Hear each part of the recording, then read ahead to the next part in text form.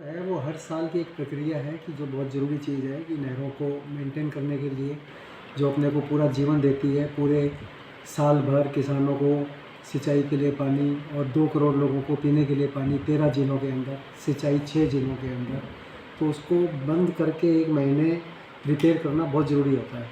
और अभी इस बार जो है वो पंजाब पोर्शन के अंदर जो पंजाब सरकार है वो अपनी राजस्थान फीडर को रिपेयर करेगी।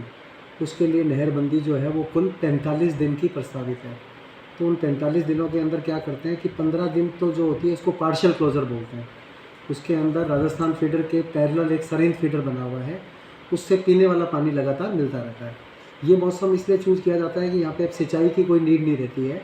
सिंचाई जो है वो 15 मार्च को जो है वो लास्ट बारी ख़त्म हो जाएगी। तो सिंचाई का रेगुलेशन ख़त्म होने के बाद में पानी की ज़रूरत जो रहेगी वो सिर्फ़ और सिर्फ पीने के लिए रहेगी। तो पीने के पानी चलता रहेगा अपने पास में 15 दिन, और साथ के अंदर फिर जो 30 दिन होंगे उसके अंदर टोटल क्लोज़र होगा, क्योंकि उस समय 15 दिन राजस्थान फीडर में तो काम होता रहेगा, लेकिन साथ साथ के अंदर फिर 15 दिन के बाद 30 दिन राजस्थान के हिस्से के अंदर भी हनुमानगढ़ नॉर्थ के अंदर काम होना है। वहाँ पे पिछली बार ऑपरेशन सिंदूर के अंदर जो है वो वर्क सस्पेंड करना पड़ गया था अपने को, और इस कारण से इस बार वो वाला काम होना है। और साथ में कुछ ब्रिजेज की रिपेयर होनी है, हेड रेगुलेटर्स की रिपेयर होनी है। तो 30 दिन राजस्थान को भी चाहिए, इसलिए 30 दिन का फुल क्लोज़र रहेगा।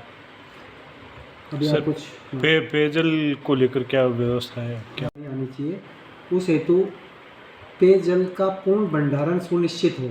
जिस दिन नहरबंदी होती है उस दिन जितने भी हमारे रिजर्वायर्स हैं, जैसे एग्जांपल के रूप में मैं बताऊं कि बीकानेर को 2 रिजर्वायर से जल आपूर्ति होती है, एक शोभासर के रिजर्वायर से और एक बीचवाई के रिजर्वायर से। नागौर को भी 2 रिजर्वायर से जल आपूर्ति होती है जो नौखा दैया के अंदर बने हुए हैं।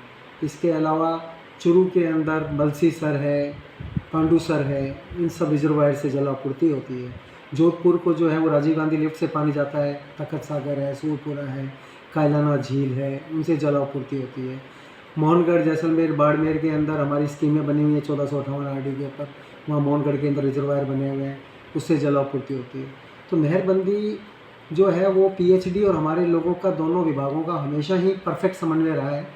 मुझे भी हो गए 8-10 साल लगातार देखते हुए कि हर बार नहरबंदी के अंदर हम लोग जैसे आपस के अंदर बहुत बढ़िया तरीके से ऑनलाइन ऑफलाइन मीटिंग्स करते हैं, कोऑर्डिनेशन करते हैं, और हर बार आईजीएमपी ये सुनिश्चित करता है कि जिस दिन पूर्ण नहरबंदी हो उस दिन ये सारे रिजर्वायर भरे हुए हों। क्योंकि उस दिन अगर आज भरे हुए हैं, अगर उस दिन खाली रह गए तो कोई फ़ायदा नहीं होगा। आज अगर थोड़े खाली भी है तो उससे कोई फ़र्क नहीं पड़ता, लेकिन जिस दिन नहरबंदी हो उस दिन वो पूरे के पूरे भरे हुए होने चाहिए। सिंपल कंसेप्ट की बात है। तो इस बार क्या हुआ था कि पंजाब से हम लोगों को पानी की कम आपूर्ति हो पाई लगातार 1.5 महीने, क्योंकि पंजाब के अंदर सरिन फीडर की रिपेयर का कार्य चल रहा था। तो कॉमन बैंक होने के कारण से राजस्थान फीडर के अंदर पूरा पानी दे नहीं सकते थे। इवन डैम में पानी था। कई किसानों को बड़ा लगता है कि यार जब पानी था फिर भी पानी क्यों नहीं दिया, क्योंकि पंजाब की खेती अलग है, हमारे यहाँ की खेती अलग है। वहाँ की खेती को फरवरी के अंदर पानी नहीं चाहिए होता है, इसलिए वो नहरबंदी जनवरी फरवरी के अंदर ही लेते हैं जब उनको पानी नहीं चाहिए होता है। तो उन्होंने जब नहरबंदी ली तो उसके कारण से हम लोगों को भी पानी नहीं मिल पाया। तो इस कारण से किसानों को तो हमने किसी तरीके से मैनेज किया, और मैनेज करने के बाद में पूरा ही पानी दिया। कोई भी किसान ये नहीं कह सकता कि पानी नहीं दिया। जैसलमेर जोन तक पूरा हनुमानगढ़ फर्स्ट जोन से लेके सबको पूरा पानी दिया गया, लेकिन उसके अंदर कहीं ना कहीं जो पीएचडी के रिसोर्सेज थे उनके अंदर कमी हुई, उनके रिजर्वायर्स के लेवल अभी कम है। तो हमारी पहले से ही प्लानिंग थी कि हम सरकार से निवेदन करेंगे कि जो अभी नहरबंदी प्रस्तावित है वो 15 मार्च को, जैसा मैंने आपको बताया कि 15 मार्च को तो क्या होएगा कि पूर्ण इरिगेशन का काम खत्म हो जाएगा। फिर 15 से लेके पहले था कि 20 तारीख तक जो है वो पीने के लिए पानी चलेगा। अब हमने बोला है कि 20 की जगह भी पीने के लिए पानी 30 तक चले, यानी नहरबंदी को जो है वो अगले 10 दिन तक और खिसका दिया। होएगी वही 45 दिन की, लेकिन वो अब 10 दिन बाद होएगी, यानी 31 मार्च से होएगी। जो 21 मार्च से होने वाली थी वो 31 मार्च से होएगी। तो 10 दिन में हमें इतना सफिशिएंट पानी मिल जाएगा जिससे कि ये जितने रिजर्वायर मैंने गिनाए थे ये पूरे के पूरे बहुत आराम से भर जाएंगे, और किसी भी नागरिक को, किसी को भी नहरबंदी से कोई अप्रत्याशित कोई इस तरह की समस्या नहीं आएगी। 15 अप्रैल तक तो अपने को पीने का पानी मिलता ही रहेगा।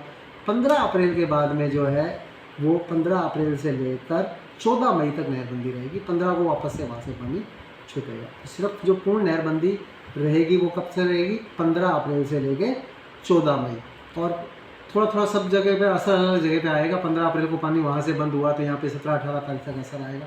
3-4 दिन इधर बढ़ेगा तो 3-4 दिन उधर बढ़ेगा। 20 मई के बाद में नहरबंदी नाम की कोई समस्या किसी भी जगह के ऊपर रहने वाली नहीं है। धन्यवाद। ठीक।